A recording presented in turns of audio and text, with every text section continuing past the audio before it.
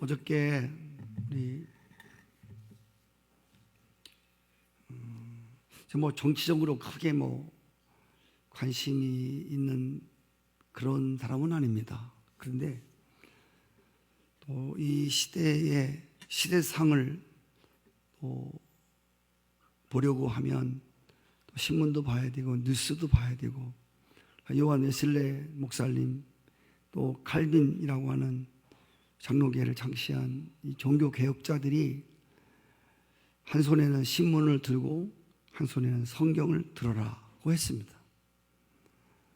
시대를 보면서 성경이 어떻게 성취되나 보고, 성경을 통해서 성경이 어떻게 이 시대 속에 그렇게 또 이루어가는가를 보라고 하는 말씀입니다. 어제 제가 아침에 그 기도 끝나고 집에 가서 아침 식사를 하면서 우리 박근혜 대통령이 53일 만에 그 얼굴을 드러내는 장면을 뉴스에서 보여주어서 재판하는 장면입니다. 그런데 나중에 그 뉴스에서 말하고 있는 것은 이 박근혜 대통령이 제가 이렇게 들어오는 거 봤거든요. 재판장에 들어오는 것도 보고 수갑에 채워서 내리는 것도 봤습니다. 근데 3시간 동안 이 무표정한 얼굴로 딱 3마디 말을 했다고 그래요. 그리고 18가지 아직도 재판 받아야 될 많은 시간들이 있지만 조목조목 또 그렇게 죄에 대해서 18가지 죄에서 조목조목 묻는 것에 대해서 여전히 아직도 또 전 박근혜 대통령은 자신은 아무 죄가 없다. 나는 아무런 잘못한 것이 없다. 다만 다른 사람들이 그렇게 한 것이고 또 보도가 잘못되어서 그랬을 뿐이지 나는 그렇지 않다. 그 자세를 굽히지 않았습니다. 오늘 예수님께서 십자가에 못 박혀 죽으시는 장면, 예수님이 십자가에 죽으실 때에 7마디 말씀을 하셨습니다. 이 한마디 한마디가 다 의미심장한 말씀입니다. 그 중에서 4번째 하신 말씀, 엘리 엘리 라마 사박다니, 이거는 아람어입니다. 해석하면 나의 하나님 어찌해서 나를 버리십니까? 이 말씀을 하신 후 온 땅이 갑자기 어둠이 임했습니다. 이 어둠은 인간들의 모든 죄를 담당하신 예수님에 대한 하나님의 심판의 상징입니다. 해도 빛을 잃었고 하늘과 땅이 어둠과 침묵에 잠겼습니다. 우리가 이 예수님 십자가의 사건에 대해서 많이 다룬 이야기지만 오늘 예수님이 십자가상에서 부르셨던 엘리 엘리 라마 사박다니, 이 절규가 어떤 의미가 있는가에 대해서 3가지로 같이 은혜를 받으려고 하는데, 첫 번째는 예수 그리스도가 십자가에 매달려 죽는 죽음은 대속의 죽음입니다. 대속이라는 말은 다른 사람의 죄를 내가 덤탱이 쓰고 죄값을 받는 것을 대속이라고 말합니다. 대속이라고 하는 것은 내가 이 사람의 죄를 대신 짊어져주고 이 사람은 죄를 없이 해주는 것을 대속이라고 부릅니다. 이사야 53장 6절에 보면 여호와께서는 우리의 모든 죄악을 그에게 담당시키셨도다. 우리 죄를 그에게 담당시키셨다. 죄도 없는 분에게 우리의 죄를 다 또 덮어 씌워버린 거예요. 어떻게 공의로우신 하나님이 이런 일이 가능했을까? 조금 더 보시죠. 히브리서 4장 15절에 보면 예수는 죄가 없는 분이시지만 하나님이 우리의 모든 죄악을 대신 담당시켰다. 죄도 없는 분에게 죄를 씌워서 그 죄를, 죄값을 담당하도록 했다는 겁니다. 하나님이. 죄도 없는 분에게.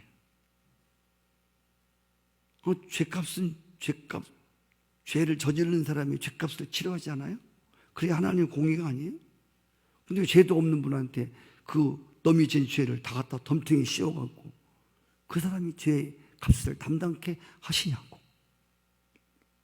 고린도후서 5장 2절, 하나님이 죄를 알지도 못하시는 이를 우리를 대신하여 죄로 삼으신 것은 우리로 하여금 그 안에서 하나님의 의가 되게 하려 하십니다. 아멘. 여기서 죄로 삼으셨다는 말은 우리의 모든 죄를 죄가 없는 예수님에게 담당시키심으로 죄 없는 예수님이 죄인이 되었다는 것입니다. 그리고 죄인은 죄가 없이 함을 받고. 여러분, 우리가 이런 이야기는 많이 들었던 교회에서 가장 많이 하는 이야기 중에 하나입니다. 어떻게 죄 없는 분에게 죄 있는 사람들의 죄를 그에게 담당시키고 죄인은 살려주고 죄 없는 분을 대신 죽게 만들도록 하냔 말이에요. 이것도 하나님이. 누가 그렇게 할 수 없습니다. 하나님이 하셨다는 거예요. 베드로전서 3장 18절 한번 가실게요. 시작. 그리스도께서는 단번에 죄를 위해서 죽으사 의인으로 불의한 자를 대신하셨으니 이는 우리를 하나님 앞으로 인도하려 하심이라. 육체로는 죽임을 당하시고 영으로는 살리심을 받았느니라. 의인으로서 불의한 자를 대신하셨다. 죄가 없는 의로운 분이 불의한 자를 대신하셨으니 이는 불의한 우리를, 죄된 우리를 하나님 앞으로 인도하려 하십니다. 할렐루야. 로마서 6장 23절에 보면 바울은 죄의 값은 사망이라고 되어 있습니다. 죄를 지은 사람은 죄값을 받아야 돼요. 그 죄값이 죽어야 하는 거예요. 죽어야만 죄값이 치루어지는 거예요. 십자가에서 죄 없는 예수님이 대속의 죽음을 죽으신 것은 우리의 죄를 그분이 짊어지고 우리가 죄값을 받아 죽어야 하는 죽음을 대신 죽어주심으로 또 우리를 살려주신 사건이다. 여러분, 우리가 인생을 살아가면서 어떤 때는 다른 사람이 진 죄를 내가 덤탱이 쓸 때가 있습니다. 다른 사람들이 내가 지지 않았어, 죄를. 나 진짜 죄인 아니야. 내 일에 대해서는 나는 깨끗해. 난 일에 대해서는 그런 죄를 안 졌어. 사람들이 자꾸 나를 오해하고 나한테 자꾸만 그 죄를 덤탱이를 씌우는 거야. 그럴 때 죄도 내가 이런 일을 하지도 않았는데 마치 죄인같이 나에게 죄를 덤탱이 씌울 때 인간들의 반응은, 여러분들의 반응은 어떻습니까? 얼마나 억울해하고, 그리고 얼마나 우리가 안에 분노가 일어나는지 모릅니다. 내가 죄도 안 졌는데 왜 이런 일이 있는가?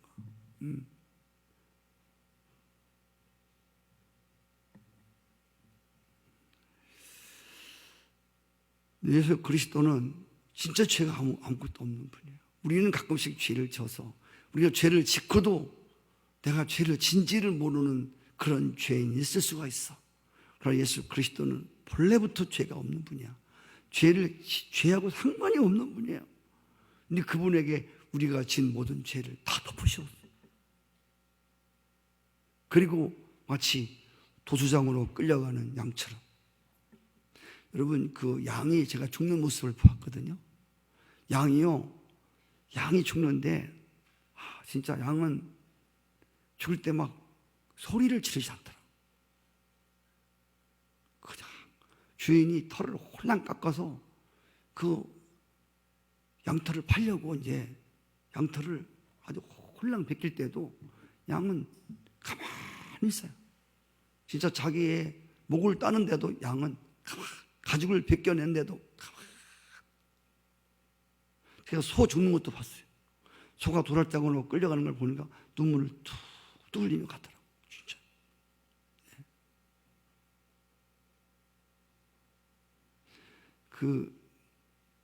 우리 식구들하고 함께 같이 집에서 영화를 봤는데 소 시골에 할아버지가 소 키우는 거 제목 뭐지요? 예. 거기서 봐, 소가 죽을 때 눈물을 툭 흘리잖아. 인간들이 실컷 씌어먹고서 이제 도랄장으로 끌려가는 소가 진짜 눈물을요 툭 흘려요. 그리고 그냥 주인이 자기를 또 자기 이익을 위해서 팔아먹는 그 도랄장으로 들어가면서 죽는 것을 봤어요. 참 인간들로 하여금 많은 것들을 깨닫게 하는 그런 장면 같아요. 우리 부모들은 자식이 아파서 죽어갈 때 죽는 자식을 보면서 차라리 부모들은 내가 대천해서 죽었으면 하는 마음이 실제로 있습니다. 근데 여러분, 자식이 죽는다고 해도요, 실제로 부모가 자식을 위해 대신 죽을 수 없어요. 이런 사람 별로 많지 않아요. 네. 그냥 마음만 있을 뿐이에요. 대통령이 죄인으로 낙인 찍혀서 재판을 받는데 그 주변에서 충성을 다짐했던 문고리 3인방이니 어쩌니 저쩌니 이 사람들은 누구 하나 대통령은 죄가 없다, 내가 잘못해서 그렇다 선뜻 나서는 자가 누가 있었습니까? 40년 직위로 곁에 있었던 최순실이라는 여인, 대통령 생필품 모든 시약 하나까지 칫솔 하나까지 다 사다 주는 이런 40년 직위 최순실, 그 순진한 대통령을 이용해서 자신이 취할 수 있는 모든 유익을 다 취하고 자신들이 불리한 것에 대해서는 모르쇠로 일관을 하는 것을 보면서 인간이라는 존재에 대해서 비애를 느끼게 했습니다. 그리고 국정농단에 대해서 대통령도 마찬가지로 내가 대통령으로 이 모든 죄를 덮어쓰고 죄값을 내가 받겠다고 이런 말 한마디도 하지 않아. 나는 잘못이 없다. 네. 이런 일을 보면서 오늘 이 예수 그리스도 하나님 아버지께서 인류의 죄, 한 사람의 죄도 아니고 아시아의 죄도 아니고 전 인류의 죄를 예수님에게 다 덮으시고, 그리고 그 예수님은 그 죄, 인류의 모든 죄를 다 담당하신, 그 담당하신 그 괴로움, 그 고통, 그 짐이 얼마나 무거운지, 그 심판이 얼마나 큰지. 엘리 라마 사박다니라고 외치면 말씀드린 대로 예수님이 인류의 모든 죄를 짊어진 고통의 절규이셨습니다. 예수님이 처음 등장하셨을 때에 세례 요한은 이렇게 말합니다. 세상 죄를 지고 가는 하나님의 어린 양을 보라. 예수님의 이 땅에 오신 사명은 모든 사람이 죄를 범하였으므로 하나님의 영광에 이를 수 없고 죽음에 이를 수밖에 없는 인생들의 모든 죄를 담당해 주심으로 대신 죽어주시고 내가 너들의 죄값을 대신 갚아줄 테니 너들은 죽지 말고 살으라고 하는, 죄인들을 살려내시기 위해서 예수님이 하나님의 보내심을 받고 이 땅에 오셨습니다. 우리가 노래를 할까 부른 것처럼, 찬양 부른 것처럼, 그분이 오신 것은 다른 목적이 아니에요. 성경은 이 사건에 대해서 하나님이 죄된 세상을 이처럼 사랑하사 독생자를 주셨다. 저를 믿는 자마다 멸망하지 않고 영생을 얻게 하려 하십니다. 이렇게 말하고 있습니다. 그래서 예수 그리스도의 십자가의 절규는 하나님의 죄된 공의이고, 죄값은 죄값으로 처리를 돼야 되는 공의이면서 죄인을 이처럼 사랑하신 사랑의 확정이라고 로마서 5장 8절은 말씀합니다. 두 번째로, 오늘 말씀 속에서 예수님이 십자가에서 운명하셨을 때에 예수님이 십자가에서 딱 고개를 떨구시자마자 갑자기 이 성전 안에서 이상한 사건이 터졌습니다. 그것은 뭐냐면 그 두터웠던 휘장이, 사실 이 휘장이라고 하는 것은 얇은 천이 아니라 칼로 찢어도 찢어지지 않는 손으로 짠, 겹겹이 짠 그 휘장인데, 예수님이 운명 다 이루었다고 고개를 떨구실 때 하늘이 어두워지고 땅이 흔들리면서 성전에 있는 그 휘장이 중간이 가운데가 쫙 찢어지는 사건이 일어났습니다.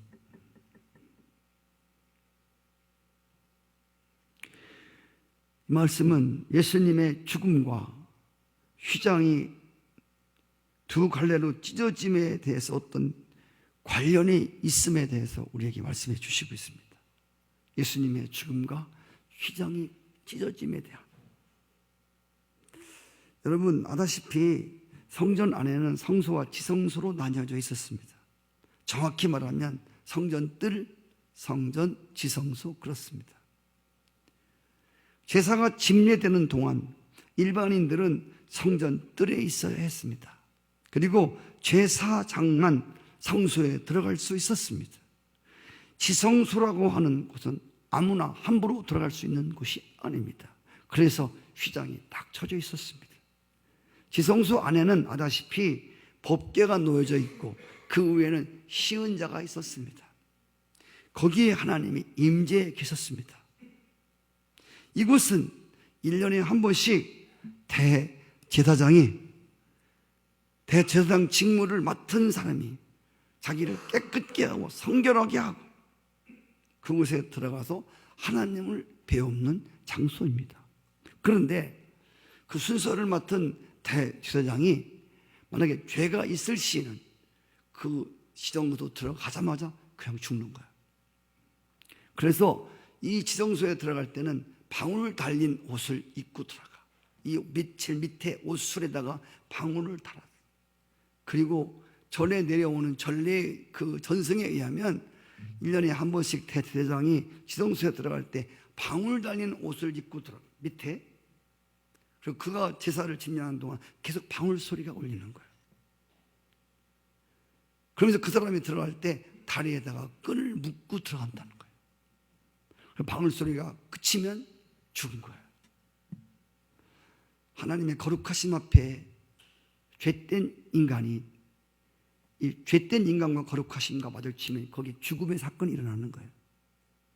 그리고 대제사장이 죽으면 들어가서 사람들이 못 꺼내지 않습니다. 들어가면 같이 죽으니까.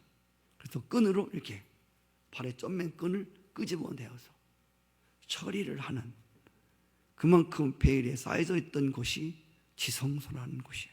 거기서 하나님의 음성을 듣고, 그래서 거기 들어갈 때 1년에 한 번씩 대제사장은 철저하게 속죄제를 드리고 피로 깨끗함을 받고 그 속에 들어가서 하나님의 음성을 듣고 나와서 백성들에게 이야기를 해주는 것입니다. 그런데 예수님의 십자가의 죽으심과 동시에 그 성전의 휘장이 위에서부터 아래까지 쫙 갈라진 놀라운 사건이 생겼습니다. 이에 대해서 히브리서 10장 19절부터는 이렇게 말합니다. 그러므로 형제들아, 우리가 예수의 피를 힘입어 성소에 들어갈 담력을 얻었나니 그 길은 우리를 위해서 휘장 가운데로 열어놓으신 새로운 살 길이요 휘장은 그의 육체니라 라고 말합니다. 할렐루야. 예수의 피를 힘입어 성소에 들어갈 담력을 얻었다. 그 길은 우리를 위해서 휘장 가운데 열어놓은 새로운 살 길이다. 그 휘장은 주님의 육체다 육체가 찢어지는 순간, 육체가 찢어지면서 죽는 순간에 그 휘장이 쫙 갈라지면서 하나님 앞에 나가는 새로운 길을 놓아주셨다는 것입니다. 할렐루야. 예수님의 십자가에서 자기의 몸을 깨트려 속죄 대속 제물이 되시고 화목 제물이 되시고, 그리고 그 제물로 인해서 휘장을 갈라놓으셔서 새롭고 보배로운 살 길을 열어 놓으셨다는 겁니다. 여기서 인생이 산다는 말은, 잘 들으세요, 인생이 죽는 게 뭐고 사는 게 뭐냐, 여기서 정확하게 구분을 짓는데, 인생이 죽는다고 하는 것은 하나님과 분리됨을 말하는 거예요. 그래서 선악과를 따먹으면 정령 죽으리라 그래요. 따먹었는데 육체는 안 죽었어요. 어떻게 됐어? 영적으로 죽었어. 영적인 죽음이 뭐야? 하나님과 분리됨을 말하는 거예요. 아멘이시죠? 여러분, 오늘 이 말씀은 인간이 죽었다고 하는 건 하나님과 분리됨을 말하는 거예요. 인간이 살았다는 말은 무슨 말이냐면 다시 하나님과 연합됐다는 뜻입니다. 아담과 하와는 하나님과 동산을 걸면서 함께 살았습니다. 함께 살았던 자들이 죄를 범함으로 하나님과 분리되어서 죽음을 맞이하고, 이 죽을 수밖에 없는 사람이 다시 사는 길은 하나밖에 없어. 하나님과 다시 교제가 이루어지는 거예요. 이것을 보고 우리 인간은 생명을 받았다. 요한서에 볼 것 같으면 아들의 생명이 있는 사람들은, 아들이 있는 자는 생명이 있고 아들이 없는 자는 생명이 없다. 그림 말했습니다. 자, 오늘 이 예수님이 십자가에서 죽기 전까지만 해도 이 죄된 인간들은 하나님 앞에 나가려고 그러면 짐승을 잡아서 그 피를 뿌리고, 그리고 죄인 대신에 그 제사장들이 하나님께 제사를 대신 드려줘야 됐습니다. 죄인들은 얼씬도 못했습니다.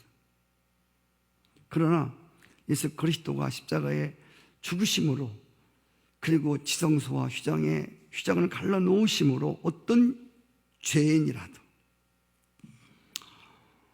누구의 인도함 없이도 어떤 죄인이라도 예수 그리스도의 십자가의 대속의 죽음을 붙들고 하나님께 나가 하나님과 화목하게 교제할 수 있는 길이 열리게 되었다는 거예요. 이걸 보고 우리는 구원의 길이라고 하고, 우리는 생명길이라고 하고, 할렐루야, 우리는 이 길을 새롭고 보배로운 길이라고 부릅니다. 여러분, 어려서 자신의 부모가 도저히 어린 아기를 키울 수 없어서 편지 한 장을 남겨놓고 그 어린 아이의 핏덩어리를 혼잎을 싸서 그리고 거원 앞에다가 놓았습니다. 그는 크면서 자기를 낳아주는 부모가 누구인지도 모르고, 그리고 영어 안에서 크다가 외국으로 입양을 갔습니다. 그리고 이제는 청년이 되어서 자기의 뿌리를 찾기 하기 위해서 나를 낳아준 분이 누군가, 이분을 찾기 위해서 다시 한국을 방문했습니다.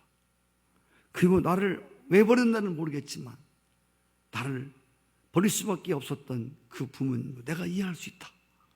한 번만이라도 나를 낳아준 그분이 누구인지를 내가 보고 싶다. 그 청년을 많이 배웠습니다. 나는 이제 어떤 가문도 영광도 출세도 성공도 어떤 소원보다 내 뿌리를 찾고 싶고 나를 낳아준 그분을 한번 꼭 뵙고 싶다. 나는 그 어떤 것보다 나의 한 가지 마음의 소원, 지워지지 않는 소원은 나를 낳아주신 그분을 내가 꼭 찾고 꼭 배우고 꼭 만나고 싶다. 난 이것이 돈을 벌고 출세하고 영광을 누리는 것보다 난 더 중요하다. 그래서 한국의 방송국에 와서 자기를 낳아준, 그리고 왜 그를 버렸는지 알 수 없지만 비정의 부모를 찾는 광고를 보았습니다. 성도 여러분, 사람은 나를 하나님의 형상으로 나를 지어주신, 하나님의 교제가 끊긴 인간들이 갖고 있는 그 마음의 소원 하나는, 나를 이 땅에 인간으로 태어나게 하신, 하나님의 형상을 띠고 인간으로 나를 태어나게 하신, 나를 태어나게 하신 그 창조주를 한번 만나서 교제하고 싶은 것이 인간이 가진 가장 강렬한 소원인 것을 깨달으시길 바랍니다. 진정한 사람이 나라다운 나라가 되고 사람다운 사람이 되는 것은 하나님께서 나를 사람으로 지으신 그분을 한번 만나 뵙고 그분과의 교제가 터지고 그분과의 사귐과 그분과의 연합됨을 한 분이라도 갖고 싶은 것, 이것이 인간 때문에 여러분 가장 강렬한 소원임을 믿으시기 바랍니다. 아까 그 자식은 자기를 버린 비정의 부모라도 한 번만 그 부모님을 만나고 싶은, 이것이 그에게 가장 강렬한 소원이었던 것처럼 하나님을 잃어버리고 살아가는 인간은 돈 벌고 집 크고 차 크고 먹을 것만 하면 행복할 줄 알지만 하나님을 만나기까지, 나를 하나님 형상으로 사람으로 이 땅에 태어나게 하신 그분을 만나기까지, 할렐루야, 그의 만족은 결코 이룰 수 없습니다. 바로 인간이 그 나를 지으신 하나님을 만나고 싶은, 그분과 한번 교제하고 싶은, 그분과 화목하는 길이 열리는 이 소원을 성취케 하실 분은 이 땅에 아무도 없습니다. 오직 예수 그리스도. 할렐루야. 그의 죽음으로 성소와 지성소 휘장을 갈라놓으신, 자기 육체로 갈라놓으신 그분의 죽으심 외에는 어떤 것을 가지고도, 할렐루야, 하나님을 잃어버렸던 죄인들이 다시 하나님과 화목해 되고 교제의 길이 터지는 어떤 길도 없다고 하는 것입니다. 아멘. 남북이 서로 가로막히고 가고 싶어도 갈 수도 없고 오고 싶어도 올 수 없어 안타까운 현실 속에 있습니다. 남북을 가로막고 있는 철의 장막을 거두어내시고 남북이 하나 되어 서로 교류하는 이 일, 남북이 하나 되어 통일되는 이 일은 저는 3자 회담, 5자 회담 이걸 통해서 절대로 이루지 못한다고 나는 믿습니다. 이런 우리가 자다가 조금만 눈을 뜨면 사실은 지금 중국이 절대로 남북한이 통일되기를 원치 않습니다. 갈라놓고 지분을 가지고 북한을 협력하면서 거기서 많은 이익을 취하지 않습니까? 마찬가지, 일본도 마찬가지고 미국도 마찬가지고 우리나라가 해방되어서 하나가 되기를 원치 않습니다. 하나가 된 강대국들이 되기를 강대국들은 절대 원치 않아요. 사실은 그들 때문에 38선이 생긴 겁니다. 근데 그들이 책임을 지고 이걸 터주냐? 저는 그렇게 보지 않습니다. 제가 분명히 아는 것은 하나님을 섬기는 사람으로서 막힌 담을 허는 것은 오직 십자가의 능력으로만 가능한, 예수 그리스도의 십자가 갈보리에서 대신 담당해 주신 그 죽음으로 휘장을 갈라놓으신 바로 그 예수님의 죽음, 십자가의 능력으로만 남북한이 하나가 될 것을 믿습니다. 인간끼리 서로 원수가 되고 서로 교류가 막힌 관계, 이 소통도 서로가 우리 마음씨 하나 서로 마음 하나 비우고 서로 이해가 되어서 이게 서로 교통된다고 전 보지 않습니다. 인간이라는 존재가 고집이 얼마나 센지 몰라요. 또 어느 날 예수 그리스도와 십자가에서 이루신 휘장을 갈라놓으셔서 할렐루야, 하나님과 원수되었던 인간들이 하나님과 하나가 되어지는 이 놀라운 능력을 깨닫는 어떤 시간에 우리의 모든 원수들을 용서되고 예수 그리스도께서 그 십자가에서 모든 원수들의 죄를 사해 주심을, 그걸 이해하고 그때 내가 사함받음을 알고, 할렐루야, 1만 달란트 빚진 자가 모든 빚을 탕감받고 그리고 별거 아닌 빚을 진 사람한테 빚을 받아내기 위한 악한 짓을 할 수가 없다고 하는 것. 그래서 어떤 날 하나님이 그 십자가에서 당신의 아들을 잡은 대속의 죽음으로 넘기신, 내 대신 넘겨주신 이 사실을 깨닫게 될 때 나에게 죄 지은 자를 내가 용서할 수 있게 아멘. 그래서 예수님 십자가의 죽으심을 우리는 화목제물이라고 부릅니다.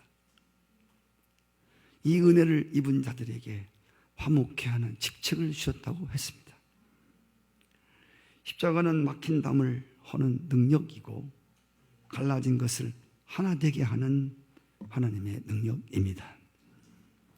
할렐루야. 죽을 자들이 다시 하나님과 연결이 되어서 살게 되어지는 유일한 비결입니다. 마지막으로 한 가지 더 생각해 볼 것은 예수님이 마지막에 다 이루었다 하고 큰 소리를 지르시며 숨을 거두십니다. 예수님은 하나님의 아들로서 기적을 보여준 것이 아니라 죄인의 모습으로 숨을 거두신 것입니다. 이 장면을 본 로마 백부장이 오늘 성경에 보니까 이 사람은 진실로 하나님의 아들이었다 라고 고백합니다. 여러분, 백부장은 로마 정부로부터 사형 집행의 위임을 받고 예수님을 처형하는 병정들을 주의하는 사람입니다. 그가 오늘 예수가 십자가에서 죽으신 광경을 보고 이는 진실로 하나님의 아들이었다고 고백하는, 하나님의 아들로 믿는 놀라운 사건이 벌어집니다. 이 사람은 진실로 하나님의 아들이었다는 말은 이분은 곧 하나님이었다는 말이고, 로마인들과 헬라인들과 그리고 히브리인들의 갖고 있는 사고방식 하나가 뭐냐면, 이렇게 그 하나님의 아들이라고 하는 것들고 하나님과 동동시하는 또 이런 관습이 있었다고 하는 것. 그래서 하나님의 아들이라는 말, 이분이 곧 하나님이셨다고 하는 것, 이분이 곧 죄가 없으신 그분이라고 하는 바로 고백됨입니다. 여러분, 죄인을 사형시키는 백부장이 이런 고백을 했다고 하는 것은 실로 놀라운 일이 아닐 수 없습니다. 하나님의 구원은 로마인이나 헬라인이나 이스라엘 사람이나 누구라도 차별이 없음을 우리에게 의미해 주는 사건입니다. 백부장은 상부 지시에 의해서 예수님을 사형시키는 총지휘를 맡아서 그분이 재판을 받는 장면서부터 십자가를 지고 골고다 올라오는 장면을 다 보고 마지막 십자가에서 운명하기까지 모든 장면, 십자가에서 7마디 하실 때 그 말을 똑바로 들었어요. 모든 장면을 빼놓지 않고 다 본 사람입니다. 할렐루야. 그래서 그 로마 백부장은 이방인으로서, 인간으로서 그 누구도 흉내낼 수 없는 예수님에게서 하나님의 본질을 발견한 것입니다. 죄로 인해서 고통 속에서 억눌린 사람들과 함께 아파하시면서 자기가 그 모든 고난을 대신 받는 예수님에게서 사람이 아닌 하나님의 다른 모습을 이 백부장은 보았던 것입니다. 그리고 자기 형상대로 지은 사람들을 사랑하시고, 그리고 그들을 건져내시려고 하는 그런 하나님의 사랑이 그에게 기꺼이 다, 하나님의 공의와 하나님의 사랑이 또 그에게 임하는 것을 로마 백부장은 예수님을 보면서 이런 것들 받게 된 거예요. 느껴진 거예요. 진짜 하나님. 여러분, 그 사도행전에 보면 로마 백부장이 나오죠. 거기서 하나님을 잘 경외했다고 나오지 않습니까? 이런 것들은요 정말 신비한 사건입니다. 이스라엘 사람들도 믿지 않는 그 예수를 이방인이 메시아로, 그리스도로, 하나님으로, 하나님의 아들로 믿었다? 있을 수 없는 일입니다. 할렐루야. 아멘. 하나님의 은혜가 아니면 이 백부장이 그렇게 고백, 시인할 수가 없었다고. 아멘. 우리가 오늘 이 말씀을 보면서 오늘 우리도 정말 이것은 넘 얘기가 아니고 내가 오늘 나를 살리신, 내가 오늘 살아있는, 내가 죽어도 사는 영생의 생명을 하나님의 선물로 받은 자들, 예수 그리스도의 대속의 은혜로 말미암아 내가 죽어도 다시 사는, 부활의 생명, 영원히 사는 생명을 얻게 되었다고 하는 것, 지금도 살아있는 것, 사도 바울이 고백한 것처럼 오늘 나의 나됨은 하나님의 은혜로 된 것이다. 로마서 3장 24절 같이 읽겠습니다. 시작. 그리스도 예수 안에 있는 성량으로 말미암아 하나님의 은혜로 값없이 의롭다 하심을 얻은 자가 되었느니라. 아멘. 예수 그리스도 안에 있는 성량, 성량이라는 말은 죄를 대신해 줬다는 겁니다. 대신 갚아줬다는 겁니다. 예수님의 죄를 대신 갚아주심으로 말미암아 하나님의 은혜를 값없이 받아. 하나님이 의롭다는 말은 옳다, 죄가 없다는 뜻입니다. 할렐루야. 우리의 죄가 그에게 다 넘어갔기 때문에 우리는 죄가 없다고 보는 겁니다. 하나님이 우리를 의롭다고 보시는. 아멘.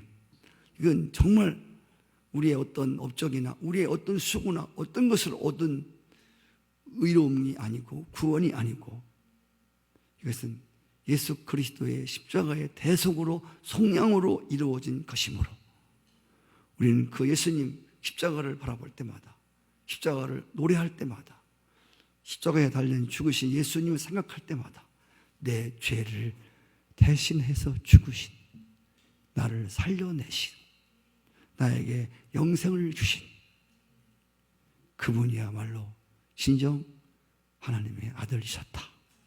그분이 나의 구세주이시다.